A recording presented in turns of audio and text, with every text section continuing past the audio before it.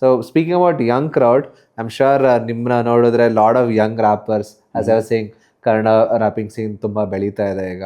So Young viewers ನೋಡ್ತಾ ಇರ್ತಾರೆ ನಮ್ಮ ಶೋನ ಈಗ. ಸೊ ಅವ್ರಿಗೆ ಏನಾದ್ರು ಮೆಸೇಜ್ ಕೊಡೋದಾದ್ರೆ ಅಥವಾ ಅವರು ಈಗ ರ್ಯಾಪಿಂಗ್ ಸ್ಟಾರ್ಟ್ ಮಾಡೋದಾದ್ರೆ what you do suggest? Right, listen, or probably ನೀವು ಬಿಜು ಇದರ any seniors, contact them. So guidance ಅಂತಾನೆ ಇದ್ರೆ ಒಂದು 2-3 ಪಾಯಿಂಟರ್ಸ್ ಅವ್ರಿಗೆ. ಸೊ ಗೈಡೆನ್ಸ್ ಏನು ಅಂತಂದರೆ, ಫಸ್ಟು ಬರೆಯೋದ್ರ ಬಗ್ಗೆ ಗಮನ ಬರಬೇಕು. ಯಾಕೆ ಅಂದರೆ ನಾವು ಸ್ಟಾರ್ಟ್ ಮಾಡಿದ್ದೇ ಬರೆಯೋದ್ರಿಂದ. ಆಮೇಲೆ ಹಾಡುಗಳು ಚೆನ್ನಾಗಿ ಕೇಳೋಕ್ಕೆ ಸ್ಟಾರ್ಟ್ ಮಾಡಬೇಕು. ಬರೀ ಒಂದು ಪರ್ಟಿಕ್ಯುಲರ್ ಆರ್ಟಿಸ್ಟ್ ಆಗಲಿ, 2-3 ಆಗಲಿ ಆ ಥರ ಬೇಡ. ನೀವು ಎಲ್ಲರೂ ಕೇಳಿ, ಎಲ್ಲರ ಹಾಡು ಕೇಳಿ, ಎಲ್ಲರ ಹಾಡಿಂದ ನಿಮ್ಗೆ ಹೆಂಗೆ ಇನ್ಸ್ಪೈರ್ ಆಗ್ತಿದೆ ಅನ್ನೋದನ್ನು ನೀವು ನೋಡ್ಕೊಳ್ಳಿ. ಇದರಿಂದ ಏನೇನು ಔಟ್ಪುಟ್ ಬರುತ್ತೆ, ಕಾಪಿ ಅಂತಲ್ಲ. ಇವಾಗ ಅವ್ರು ಯಾರೋ ಮಾಡಿದ್ರು ಅಂದ ತಕ್ಷಣ ನೀವು ಅದೇ ರೀತಿ ನಾನೇ ಮಾಡ್ತೀನಿ ಅನ್ನೋದು ಆ ತಲೆ ಬಿಟ್ಬಿಡಿ. ಏನು ಬೇಕಾಗಿದೆ ಇನ್ಪುಟ್ಟು ಅನ್ನೋದು ನಿಮ್ಗೆ ಗೊತ್ತಿರುತ್ತೆ ಆ ಪಾಯಿಂಟಲ್ಲಿ. ಬಟ್ ಬ್ಲೈಂಡ್ ಆಗಕ್ಕೆ ಹೋಗಬೇಡಿ. ಇಲ್ಲ ನಾನು ಇವ್ನು ಹಿಂಗೆ ಇದ್ದಾನೆ, ಇದೇ ಥರ ನಾನು ಏನಾದರೂ ಮಾಡಿಬಿಡ್ತೀನಿ, ಇದೇ ಥರ ಅನ್ನೋದನ್ನ ಬಿಟ್ಬಿಡಿ. ಸೊ ನಾನು ಸ್ಟಾರ್ಟ್ ಮಾಡಿದಾಗ ಫಸ್ಟು ನಾನು ಇದೇ ಥರ ಏನಾದರೂ ಮಾಡ್ತೀನಿ ಅಂತ ಸ್ಟಾರ್ಟ್ ಮಾಡಿ ಬರೆಯೋ ಟೈಮಲ್ಲೇ ಅವಾಗೇ ನನ್ನ ರೈಟಿಂಗ್ ಡಿಸೈನ್ ಅಲ್ಲೇ ಚೇಂಜ್ ಆಗೋಗ್ಬಿಟ್ಟಿತ್ತು, ಇನಿಷಿಯಲಲ್ಲೇ. ಸೊ ಅದನ್ನು ನಾವು ಜಾಸ್ತಿ ಫೋಕಸ್ ಮಾಡಿದಾಗ ಸ್ಟಾರ್ಟಿಂಗಲ್ಲಿ, ಆವಾಗ ಒರಿಜಿನಾಲಿಟಿ ತುಂಬ ಮ್ಯಾಟ್ರ್ ಆಗುತ್ತೆ. ಸೊ ಈ ಒರಿಜಿನಾಲಿಟಿನ ಕ್ಯಾರಿ ಮಾಡಬೇಕು ಸ್ಟಾರ್ಟಿಂಗಲ್ಲಿ. ಇದು ಅಲ್ಲದೆ ಸಾಂಗ್ಸು ಎಲ್ಲ ಕೇಳ್ತಾರೆ, ಆಮೇಲೆ ವೀಡಿಯೋಸ್ ನೋಡ್ತಾರೆ, ಇನ್ಸ್ಪೈರ್ ಆಗ್ತಾರೆ, ಎಲ್ಲ ಥರ ಇರುತ್ತೆ. ಬಟ್ ಏನೋ ಒಂದು ಮೂಮೆಂಟ್ ಅವ್ರಿಗೆ ಕಟ್ ಆಗ್ದಂಗೆ ಆಗ್ತಿರುತ್ತೆ. ಅದು ಎಲ್ಲಿ ಅಂತಂದರೆ ಫ್ಯಾಮಿಲಿ ಏನು ಮಾಡ್ತಾರೆ, ನೀನು ಅದು ಮಾಡಬೇಡ, ಇದು ಮಾಡಬೇಡ, ಇದೆಲ್ಲ ಹೇಳ್ತಾರೆ. ನಮ್ಮದ್ರಲ್ಲೂ ಹೇಳಿದರು. ನಾನು ಸಜೆಸ್ಟ್ ಮಾಡೋದೇನಂತಂದರೆ, ಬ್ಯಾಲೆನ್ಸ್ ಮಾಡೋಕ್ಕಾಯ್ತಾ, ವರ್ಕ್ ಬ್ಯಾಲೆನ್ಸ್ ಮಾಡಿ ನಿಮ್ಮ ಕೆಲಸದಿಂದ ನೀವು ರ್ಯಾಪ್ ಏನಾದರೂ ದುಡ್ಡು ಕೂಡಿಟ್ಕೊಂಡು ನಾನು ಇದರಲ್ಲಿ ಏನಾದರೂ ಅದನ್ನು ಮಾಡಿ.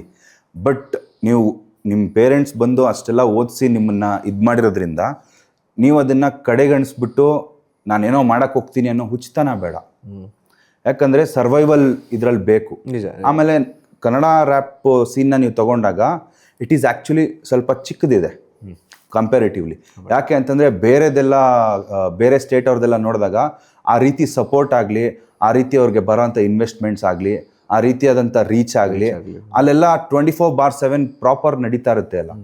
ಇಲ್ಲಿ ಏನಾಗಿದೆ ಅಂತಂದರೆ, ಇಲ್ಲಿ ನಾನು ಮೇಲೆ ಹೋಗ್ತೀನಿ, ಇಲ್ಲ ನೀನು ಮೇಲೆ ಹೋಗು, ಇಲ್ಲ ನಾನು ಮೇಲೆ ಹೋಗ್ತಾ ಇರ್ಬೇಕಾದ್ರೆ ನೀನು ಹೋಗ್ತಾ ಇದೆಯಾ, ಇರು ನಿನ್ಗೈತೆ, ಇದೇ ನಡೀತಾ ಇದೆ.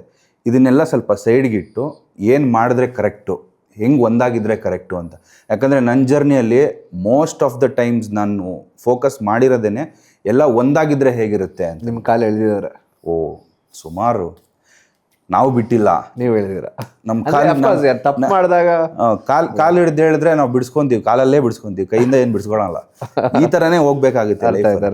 ಸೊ ಹೇಗೆ ಅಂತಂದರೆ ಇರುತ್ತೆ, ಕಾಂಪಿಟೇಷನ್ ಇರುತ್ತೆ. ಇನ್ನೊಂದೇನಂದರೆ ಸ್ಪೋರ್ಟಿವ್ ಆಗಿ ತೊಗೊಳ್ಳಿ. ಎಸ್ಪೆಷಲಿ ಇವಾಗ ರೀಸೆಂಟಾಗಿ ನೋಡಿದ್ರೆ ಒಂದು ರ್ಯಾಪ್ ಬ್ಯಾಟಲ್ ಈವೆಂಟ್ ನಾವು ಆರ್ಗನೈಸ್ ಮಾಡಿದ್ವಿ. ರ್ಯಾಪ್ ಬ್ಯಾಟಲ್ ಈವೆಂಟ್ ಇರಲಿಲ್ಲ. ನೀವು ಮುಂಬೈದು ಡೆಲ್ಲಿ ಸೀನ್ ತೊಗೊಂಬಿಟ್ರೆ ತುಂಬ ವರ್ಷಗಳ ಹಿಂದೆ ಅವರೇ ವೆನ್ಯೂನ ಹೈಯರ್ ಮಾಡಿಬಿಟ್ಟು ಎಲ್ಲ ಆರ್ಟಿಸ್ಟ್ಗಳು ಸೇರಿಕೊಂಡು ಅವರೇ ಬ್ಯಾಟಲ್ಸ್ ಆರ್ಗನೈಸ್ ಮಾಡ್ತಾಯಿದ್ರು. ಇದಿಲ್ಲ ಇಲ್ಲೆಲ್ಲ ಏನು ಮಾಡ್ತಾರೆ, ಯಾರಾದರೂ ಕೊಟ್ಟರೆ ಏನಾದರೂ ಮಾಡಿದ್ರೆ ಮಾಡೋಣ ಈ ಯೋಚನೆ ಇದ್ದಾರೆ. ಬಟ್ ಅಲ್ಲೇನು ಮಾಡ್ತಾಯಿದ್ರು ಅಂತಂದರೆ ಅವ್ರವ್ರ ಸೇವಿಂಗ್ಸ್ ಹಾಕ್ಕೊಂಡೆಲ್ಲ ಮಾಡ್ಕೊತ ಇದ್ರು. ಇವಾಗ ಅಲ್ಲಿರೋ ಗ್ರೋತ್ಗೆ ಅವತ್ತದು ಮಾಡಿರೋದೇ ರೀಸನ್. ಟ್ರೂ. ಸೊ ಹಾಗೆ ಆ ರೀತಿ ಅಡಿಪಾಯ ಅಂತಾರಲ್ಲ, ಅಡಿಪಾಯ ಇಲ್ಲಿ ಬೇಕಾಗಿದೆ. ಆಮೇಲೆ ಇಲ್ಲೇನೋ ನಾನೊಬ್ಬನೇ ಮಾಡಬೇಕು ಅಂತ ನಾನು ಹೇಳ್ತಲ್ಲ, ಇಲ್ಲಿ ಯಾರೊಬ್ರು ಮಾಡಿದಾಗ್ಲೂ ಇದು ಖುಷಿನೇ ಇದೆ ನಮಗೂ. ಸೊ ಅದು ಮಾಡೋರು ಬೇಕಾಗಿದೆ ಇಲ್ಲಿ ಮೇಜರಾಗಿ.